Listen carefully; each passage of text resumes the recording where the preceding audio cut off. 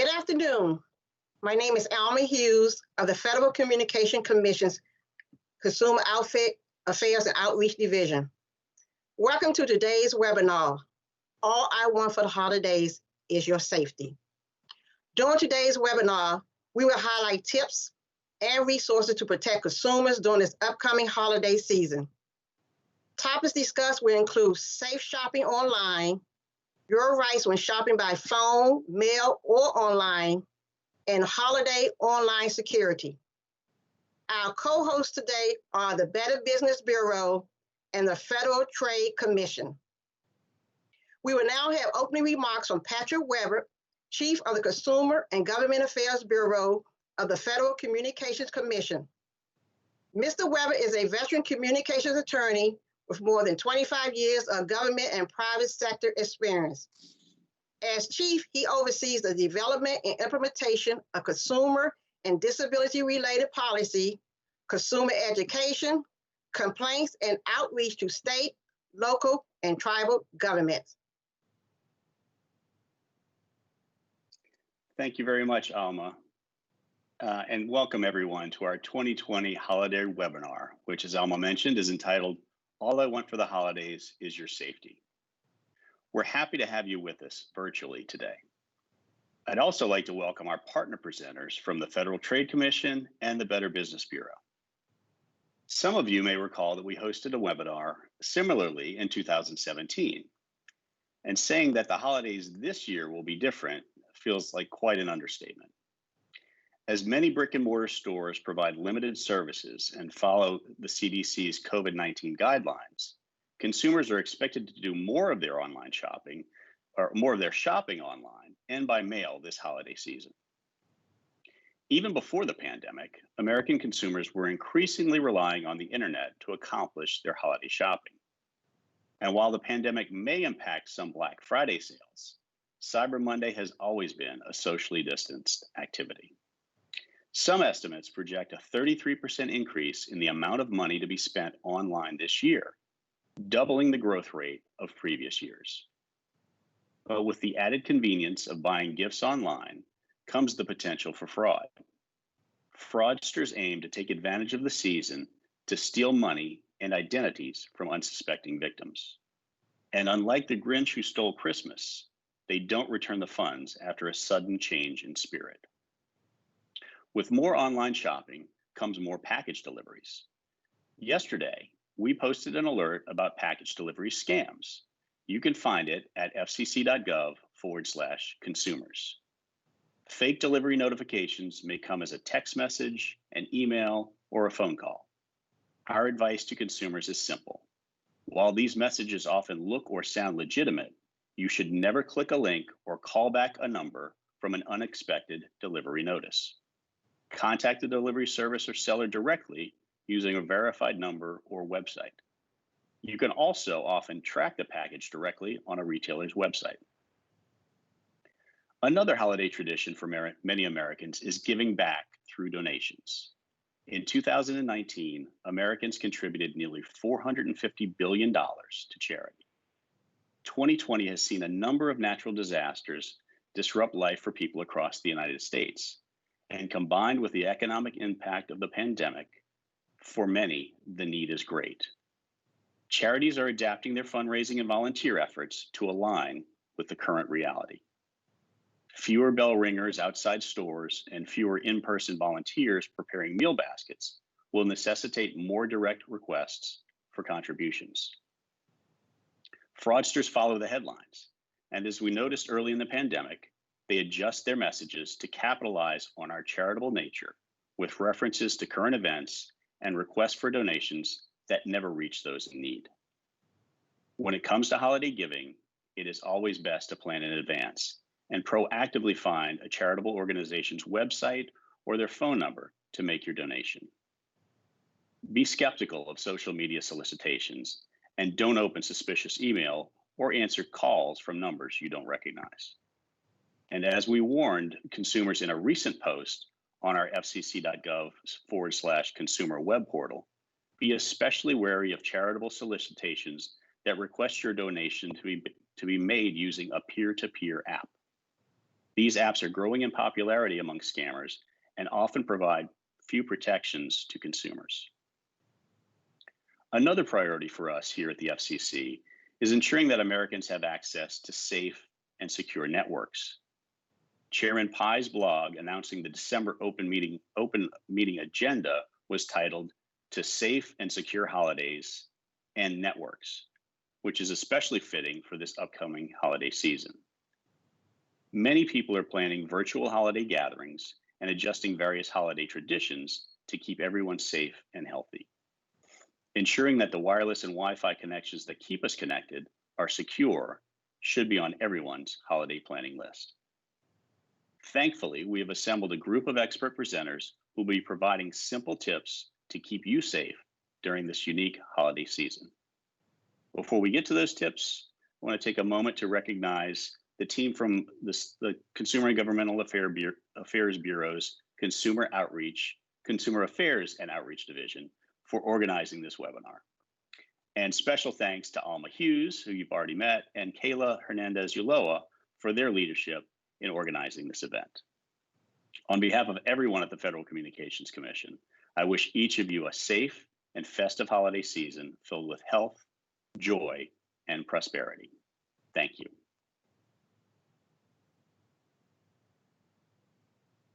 Thank you, Patrick.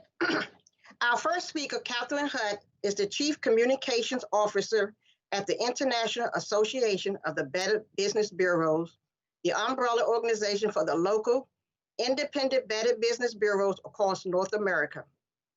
She managed the IABBB Markham team, including consumer and business information on bbb.org, a website with more than 5.8 million business profiles and 30 million page views per month. Thank you very much, Alma. And thank you to everybody at the Federal Communications Commission for inviting the Better Business Bureau to participate in this webinar. We're delighted to be here. I'm speaking on behalf of more than 2,500 colleagues all across North America and 160 BBB offices. So if you would go ahead and pop up the first slide, I'm going to tell you what we've been up to as far as trying to protect consumers from online purchase scams. So we just released some new research about 3 weeks ago that I want to share with you and tell you a little bit more about what we found. Next slide. In 2015, we launched a program called BBB Scam Tracker, and you can find that at bbb.org/scam tracker. And there is where consumers can report to the Better Business Bureau scams that they have been exposed to, whether or not they have fallen for them. They can share that information with us.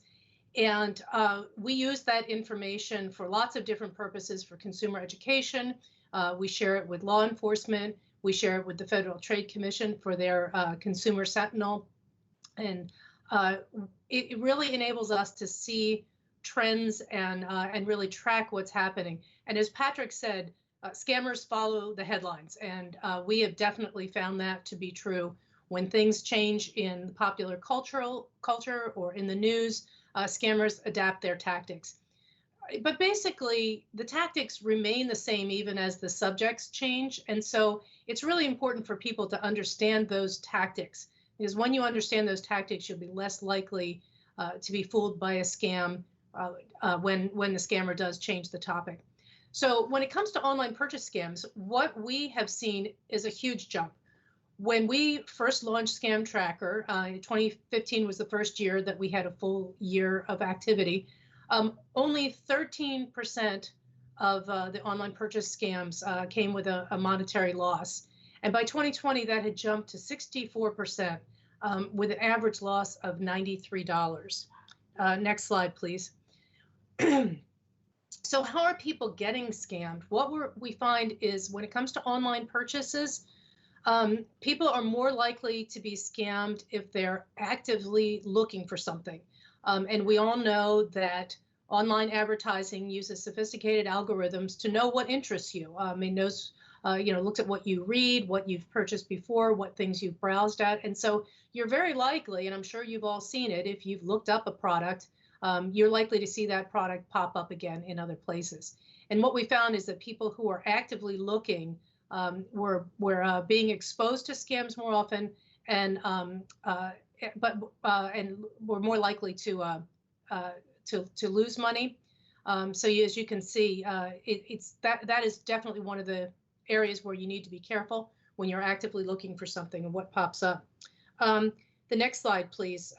So let's look at the top platforms where people have been just prior to being scammed. And this is for people who lost money and never got it back.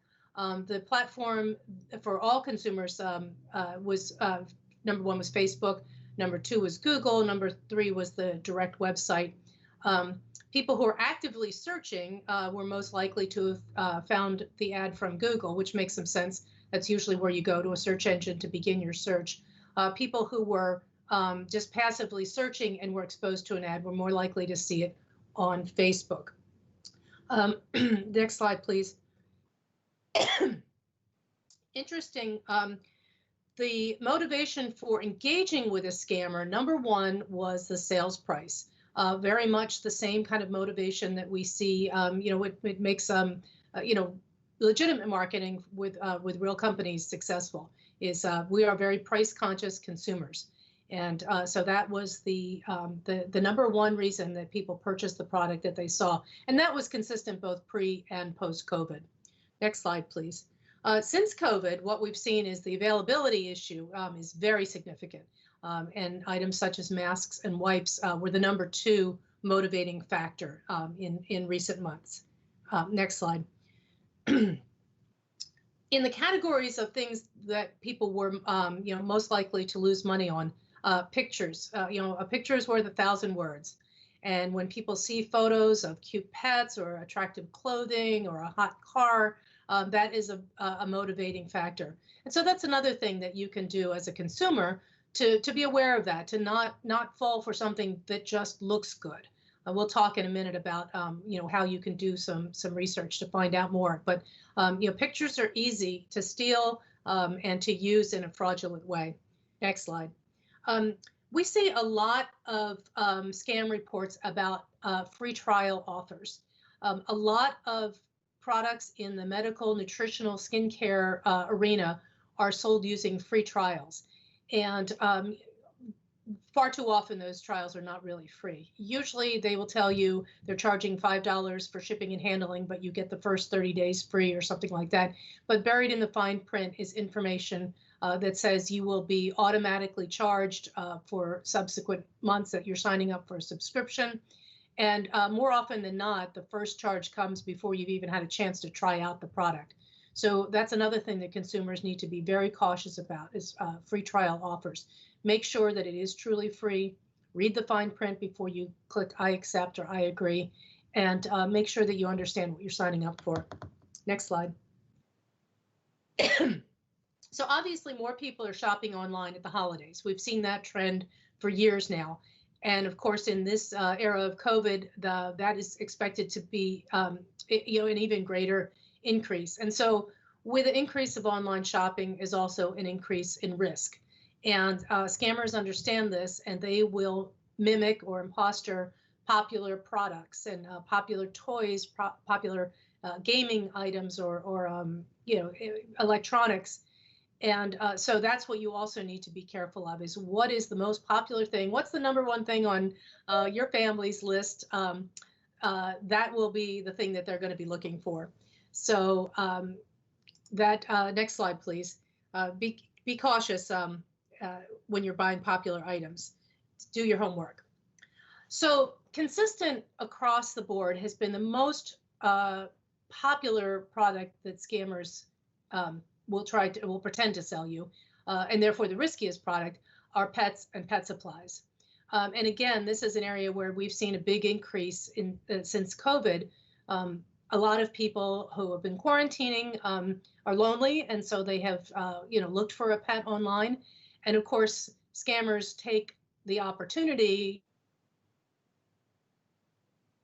and social distancing to say, oh, I can't meet with you. I'm going to, have the pet shipped to you. And so, one of the pieces of advice we always give is meet the pet first before you buy. And scammers are using COVID to prevent that from happening. So pets and pet supplies continues to be the riskiest product category for online purchase scams. But motor vehicles and parts, not too far behind that. Medical and nutritional items, which we just talked about. Clothing and accessories. And of course, we do expect that to go up for the holidays because clothing and accessories are popular gift choices. And so again, be very cautious when you see ads pop up or when you're purchasing from an online retailer who you have never purchased from before. And then the fifth riskiest category was skincare items. Again, something that's frequently used in free trials. Next slide, please. So when it comes to payment methods, people who paid with a credit card or who used PayPal were more likely to not lose money or to get the money back.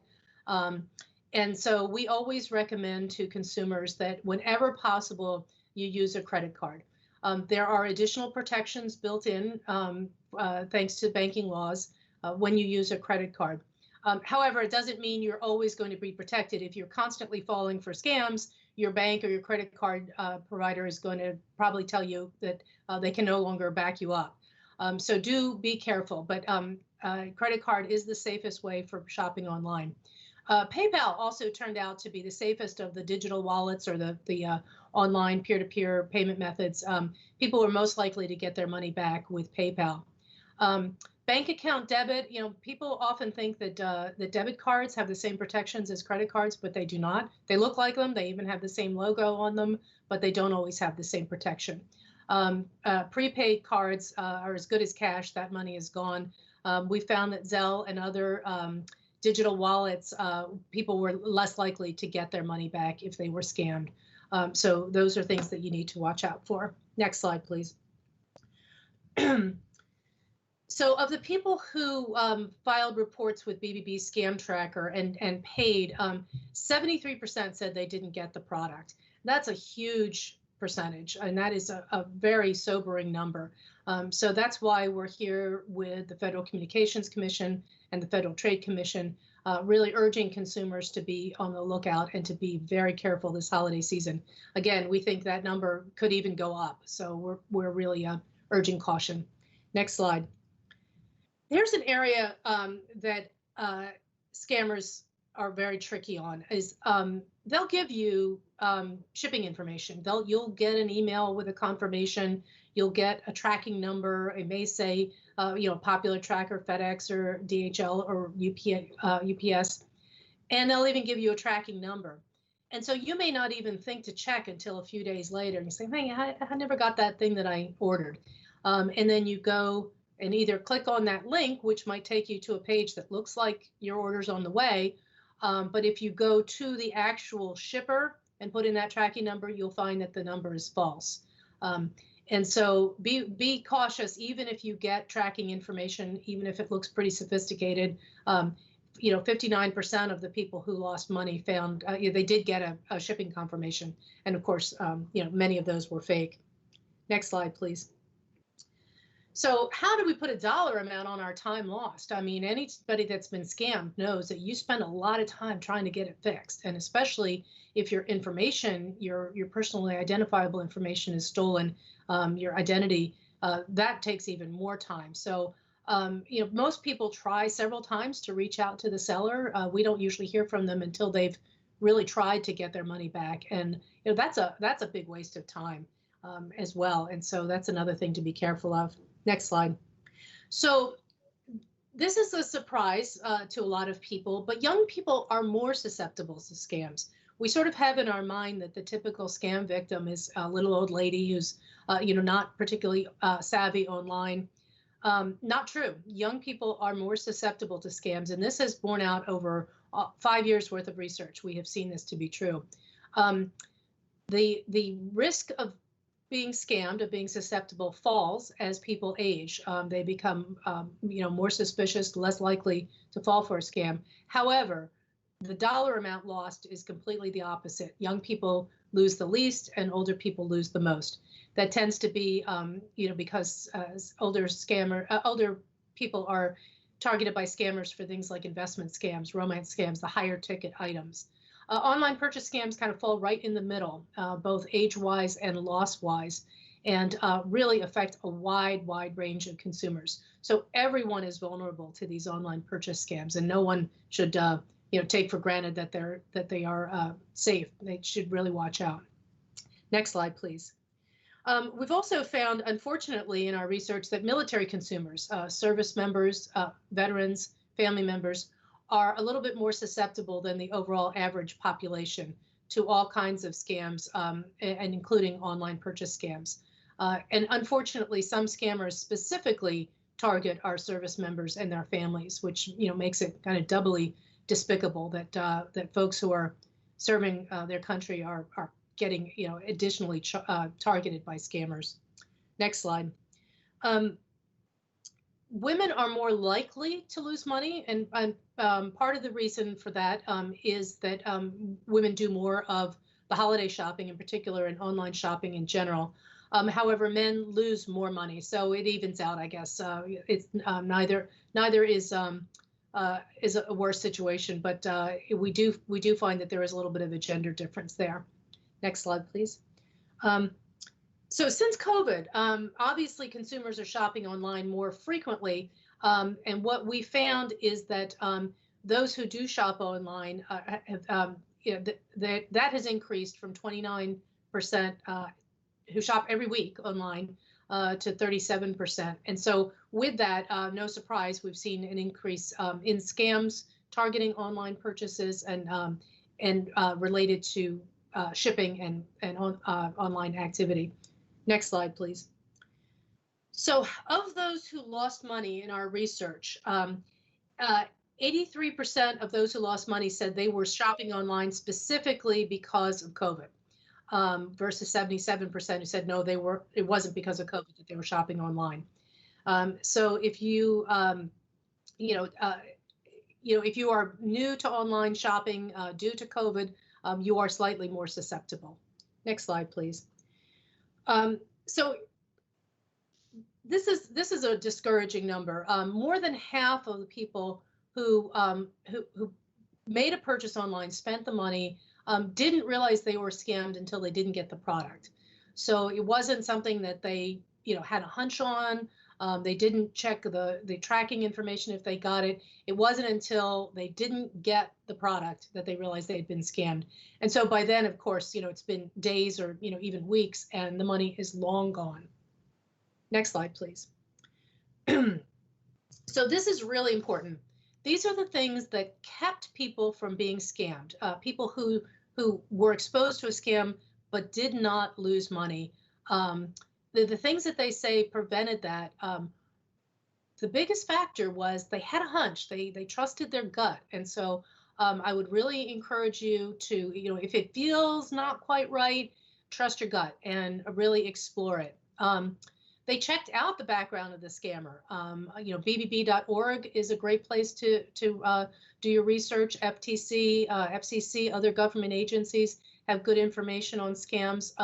Just a Google search, put the name of the company or the scammer in quotes, and then put the word scam, and that'll help you see if other people have reported that scam. Checking out the background is really important.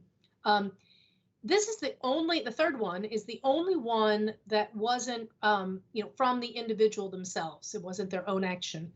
When their bank or other financial organization stopped the payment. And what that tells us is, that financial institutions are really helpful partners in preventing scams. And if your bank or credit card issuer tells you, hey, we've stopped this payment, I think it's a scam, listen to them. They use very sophisticated algorithms to determine this information, and they can really be helpful. So listen to them. You can see the other things. They had learned about the methods beforehand, educational webinars like this, other resources. They did the research, the specific type of scam. They had experienced a scam before, or they had heard about this scam in particular. So those are all good ways that people have prevented falling for a scam. And every single one of them is a valuable tool to have in your toolbox when you're making online purchases. Next slide, please. Do your research. The folks who were scammed didn't research the website or the business beforehand. Scammers are really good at setting up websites that look and feel like real businesses. They advertise the same way real businesses do. You saw, they use social media, they use search engine optimization. They are where you are when you're shopping, particularly online. So do your homework. Don't just go with a good deal or a pretty picture or a company that sounds familiar. Do your research, because if you don't, you're much, much more likely to lose money. Next slide. Excuse me. So those who were aware of purchase scams were less likely to lose money. And so, but just by attending a webinar like this, by doing some reading, by checking out the websites of the partners involved in this call, you will increase your chances of recognizing a scam and decrease your chances of actually falling for one. So good for you. Good for you for being here today. Thank you. Next slide, please. So of the victims who said that a bank or a company or someone else tried to intervene, 40% of those were able to avoid losing money. So that's really significant. And they said mostly it was thanks to banks. Those are the, usually your credit card issuers. So again, as I said earlier, if they tell you, stop, this sounds like a scam, please believe them. Next slide. We're very proud of this, of the people who didn't lose money. 22% of them said that they look for the BBB accredited business seal to help them decide who to trust online. We, been here for over 100 years. We were one of the first consumer organizations to be online, consumer education groups to be online. And we're really proud of the work that we've done to help promote trustworthy businesses as well as warn consumers against fraudsters and scammers. So I can give a little plug here. Look for the BBB seal to know that you can trust the business you're dealing with. And then last slide. We have some tips online at bbb.org/online purchase scams, and you can get tips from our report that summary that I just shared with you. We also have a campaign out right now, bbb.org/shop-safe. And you can get all of our holiday tips there and to learn more about the work that we're doing. And we will certainly keep you posted when we learn about new scams. So I want to thank again to the Federal Communications Commission for asking us to be here with you. Oh, let's put that slide. There it is. There it is. I knew it was up there. bbb.org/shop-safe. We'd love to hear from you. Please feel free to reach out to your local Better Business Bureau or to check out bbb.org for help with your online shopping this holiday season. Thank you so much for letting us join you today. Thank you, Catherine. Great information. We will now hear from Colleen Tressler. Ms. Tressler is a senior project manager in the Federal Trade Commission's Division of Consumer and Business Education. Her career in the consumer affairs and education arena spans for more than 35 years. During that time, she has taken an especially active role in helping to educate consumers about issues that affect their financial well-being. Colleen is responsible for planning, developing, and implementing creative, practical, plain language, mission-related campaigns. And she is currently coordinating the FTC's consumer message effort on the COVID crisis.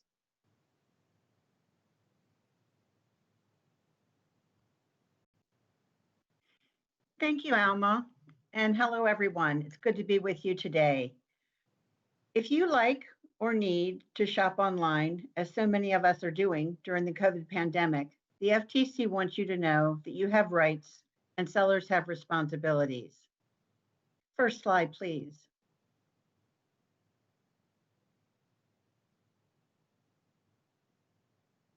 This is my contact information. And we're going into the second slide.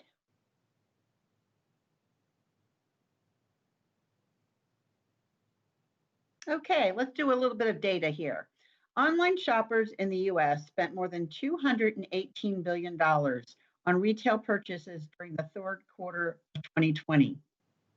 And according to the US Commerce Department, That's a 50% increase over the same time period a year ago. Next slide.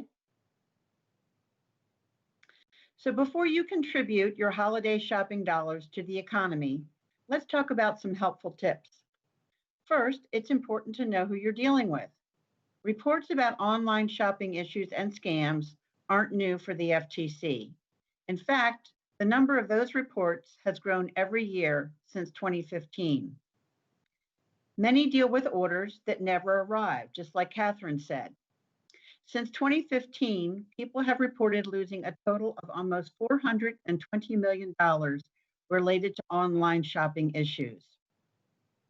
Online shopping scams typically involve people or companies pretending to be real sellers. They may use fake websites or ads to make themselves look legitimate.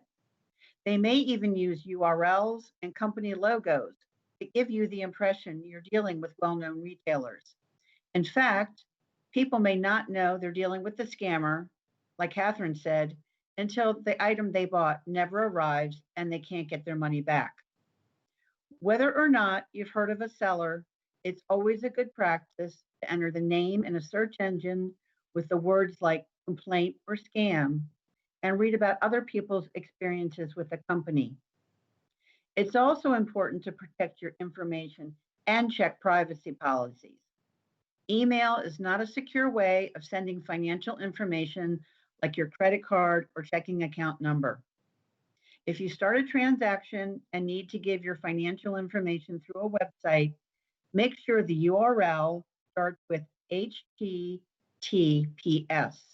The S stands for secure. Or there might be a little picture of a closed lock next to the URL. That also indicates that the website is secure. The privacy policy should let you know what personal information the website operators are collecting, why, and how they're going to use it. If you can't find a privacy policy, or if you can't understand it, consider taking your business to another site that's more user-friendly. The takeaway here is that it's important to consider your experience with a company or its reputation before you order. Next slide, please. Of course, you also want to look for good deals. Check out websites that compare prices for items online. Look for coupon codes by searching the store's name with terms like coupon, discounts, or free shipping. To save extra money, keep an eye out for rebates. And before you check out, be sure to check out the terms of the sale. Calculate the total price, including taxes, shipping, and handling. Find out when you can expect delivery, and if you have to return the item, whether you can get a refund, who pays for return shipping, and is there a restocking fee? Like Catherine said, make sure you use a secure form of payment like a credit card. Scammers often demand payment by wire transfer, money order, or gift card. They know that if you pay that way, there's virtually nothing you can do to get your money back. But if you pay with a credit card and then realize you've been scammed, you can dispute the charge or withhold payment while your card issuer investigates the situation. And I'll talk more about this later. It's also important to keep records of your order, like the website, ad, or catalog you ordered from, the company's name, address, and phone number, any promises the company made about shipping and when they were made, the date of your order, and a copy of the order form if you sent one to the company. If you're ordering by phone, keep a list of the items, their stock codes, and the order confirmation code. Your canceled check or the charge or debit statement showing the charge for your order, and any communications to or from the company. When you order online, keep printouts of the web pages with the details of the transaction, including the seller's return policies in case you're not satisfied. Next slide, please. Now let's talk about your rights. 2 federal laws, the Mail, Internet, or Telephone Order Merchandise Rule, and the Fair Credit Billing Act, offer consumer protections when shopping online. The rule applies to most items you order by mail, phone, fax, or online. And it requires sellers to have a reasonable basis for claiming they can ship an order within a certain time and tells them what to do if there's a delay. Next slide, please. Here are some of the basics. As far as ship dates go, by law, a seller should ship your order within the time stated in its ads or over the phone. If the seller doesn't promise a time, you can expect it to ship within 30 days. If the seller doesn't promise a shipping time, you are applying for a credit card to pay for your purchases through that seller, the seller has an additional 20 days, so a total of 50 days, to establish the account and ship the merchandise. Regarding delays, if the seller can't ship within the promised time, it must notify you, give a revised shipping date, and give you the opportunity to cancel for a full refund or accept the new shipping date. If you don't respond and the delay is 30 days or less, it's assumed that you accept the delay and are willing to wait for the merchandise.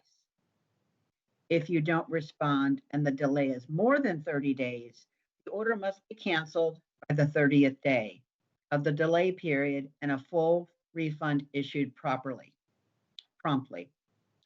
If the seller can't meet the revised shipping date, it must notify you again and give you a new shipping date or cancel the order and give you a full refund. Now let's talk about refunds.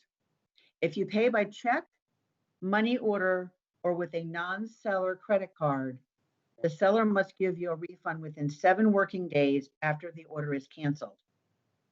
If you pay by credit card where the seller is the card issuer, the seller must credit your account within 1 billing cycle after the order is canceled.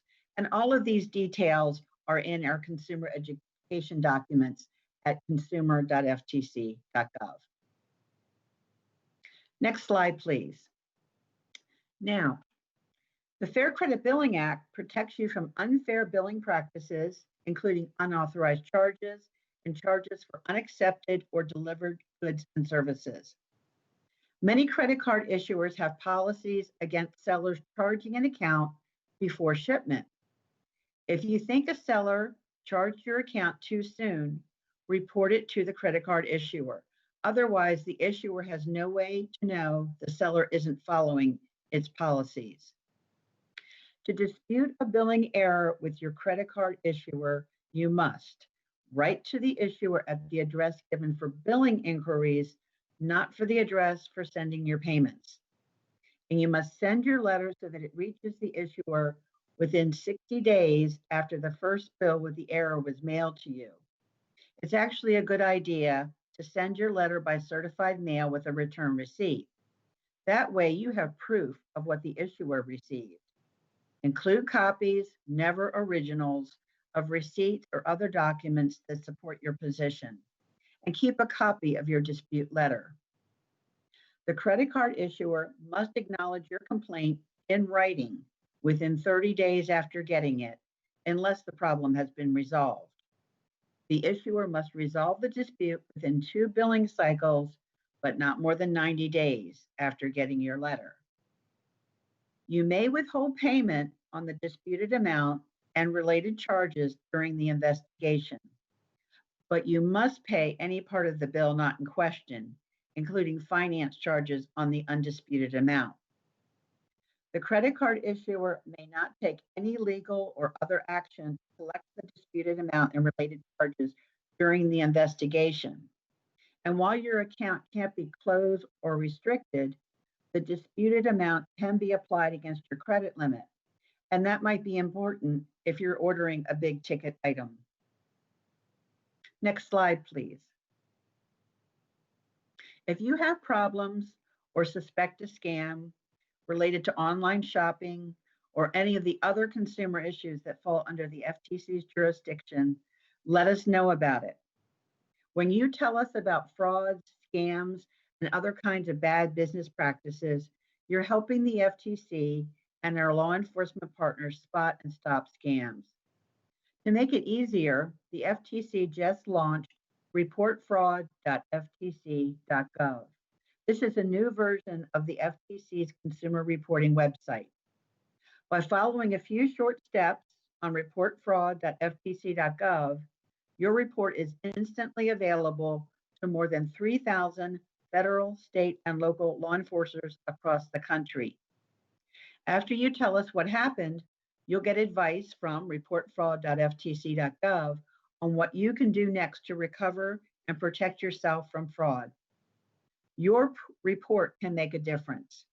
We use reports like yours to investigate, bring law enforcement cases, and alert people about what frauds to be on the lookout for so they can protect themselves, their family, and their friends. Next slide, please. In closing, one way we can all help each other is by sharing good, trustworthy resources when we find them. I hope you'll share FTC resources in your communities. Thank you and happy holiday shopping. Back to you, Alma. Thank you, Colleen. Very good information you shared with us. Our last speaker is Dave Savaline. Mr. Savaline is a consumer education and outreach specialist for the Consumer Affairs and Outreach Division at the Federal Communications Commission. He previously worked in the Web and Print Publishing Division, WPPD, where he wrote and edited numerous consumer outreach materials, as well as being the contracting officer representative for a contract to translate materials into several other languages.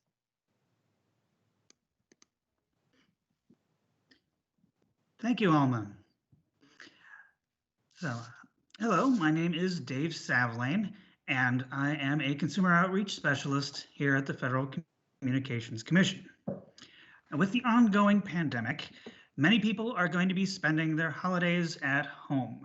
And as a result, they will be depending a lot on their home wireless networks for shopping and on video conference calls to see their families and loved ones. And we at the FCC would like to take this opportunity to offer some tips on making these technologies safer for your use.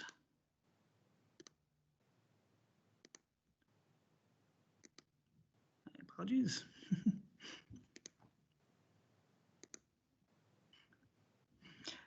My apologies, just a moment.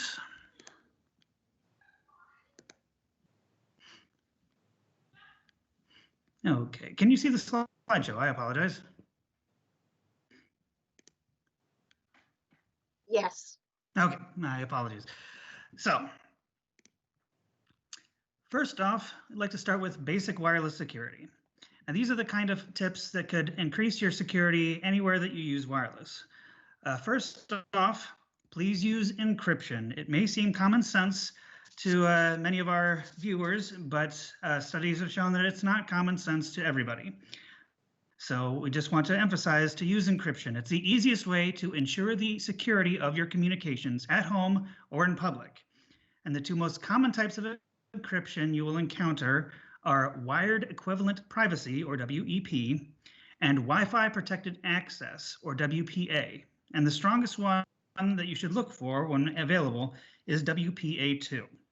Secondly, do not use the same password for multiple accounts, especially for the most sensitive ones, such as your bank accounts, credit cards, legal or tax records, or any files including medical information. I sympathize that it's a lot easier to remember when you just have one password, but it's really important because if somebody accesses one account and figures out your password, that just means they have access to even more of your information. And finally, do not set your devices, your wireless devices, to automatically connect to Wi-Fi or Bluetooth connections, except for your home network. Hackers can set up a connection that your device will accept and you won't even know it is happening. This can happen walking down the street. It can happen inside a restaurant. It can happen in a number of places. So if your devices are set to automatically connect, that's exactly what they're going to do, and they won't let you know that they're doing it. So it's important that you set up your devices to not automatically do that. Now, many people will be having holiday gatherings online during this pandemic. However, video conferencing software is sometimes vulnerable to security breaches. So it's recommended that consumers take the following steps to make sure that your video calls and your devices are safe from unwanted intrusions. Firstly, password protect your video conference calls. You can change the video conference software settings to require a password for a video conference call on just one call, some calls, or all of your calls. Secondly, require that the host of the call must log in before anyone else can log in. This helps prevent people from sneaking in before the host joins. And it's an additional way to make sure that no unwanted intrusions occur. Thirdly, a number of these video conferencing programs have a waiting room feature, which enables the host to see who's knocking on the door trying to get in before they are let in. And that's a good feature to use to avoid unwanted intrusion. Next, lock the meeting when all the invited participants have logged in. Again, this helps prevent anyone that you didn't want to come in. And I would emphasize that it isn't simply that they would come in and be obnoxious or conference bomb your call, but they also could use file sharing features on the video conference call that could end up putting malicious software onto your devices. So this isn't just so that you don't have to listen to that one relative who may be obnoxious at your holiday gathering. This is also for the safety of your devices. Next, using randomly generated meeting IDs is a very good idea. If you always use the same meeting ID so that everyone knows it's you, that makes it easier for someone who is following your habits without you knowing to sneak into your meetings. And finally, it's advisable that the host can turn off file sharing and screen sharing features when any file sharing or screen sharing isn't going to occur. And that's another way to prevent someone who manages to get in that you didn't invite from putting any software on your devices or interrupting your conversations.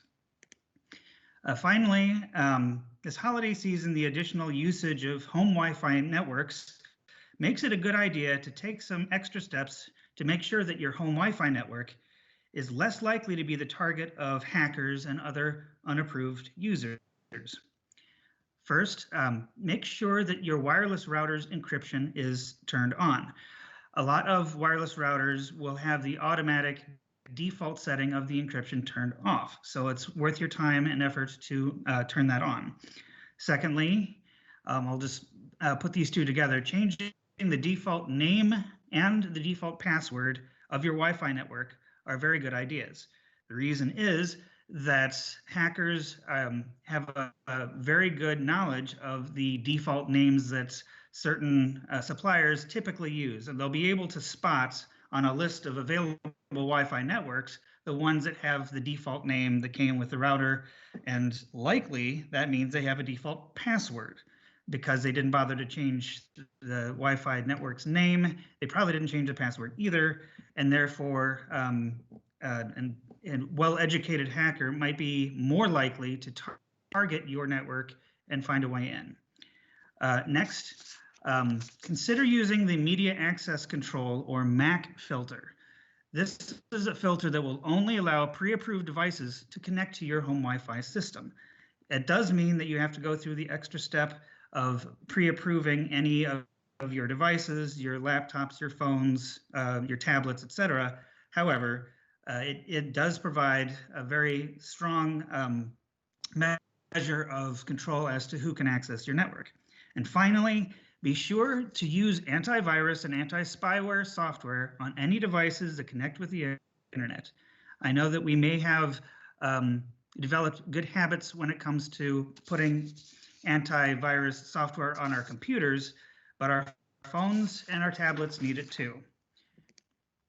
And finally, just some more information about various consumer information that we have at the FCC.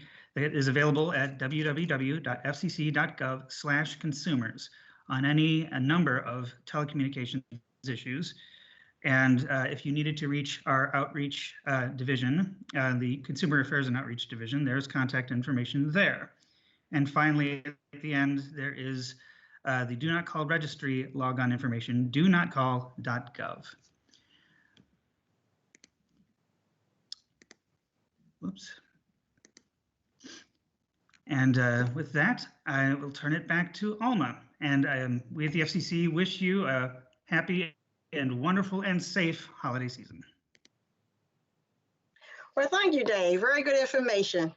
Now, as we are going to be wrapping up here shortly, I have a question. There's a question for each agency, and if I can ask that question, I'm going to do one question, and if you can answer them. This is for the Better Business Bureau. Catherine, how can consumers learn more about shopping safer online this holiday season? Thank you for giving me a chance to repeat that URL, bbb.org/shopsafe. Will take you to a tip about online purchasing. And next week when we roll out our whole holiday campaign, it'll take you to all of our holiday tips. So please, bbb.org/shopsafe. Thank you. Now we have a question for Federal Trade Commission, Ms. Colleen. Colleen, can I use a debit card to buy things online? Sure, your debit card will work online, but it's better and safer to use a credit card. And here's why. If you have a problem with something you buy online, you may not be able to dispute a debit and get a refund for non-delivery or late delivery like you can with a credit card. But still, some debit card issuers may voluntarily offer protections and solutions to problems like not getting merchandise you bought with a credit card, a debit card.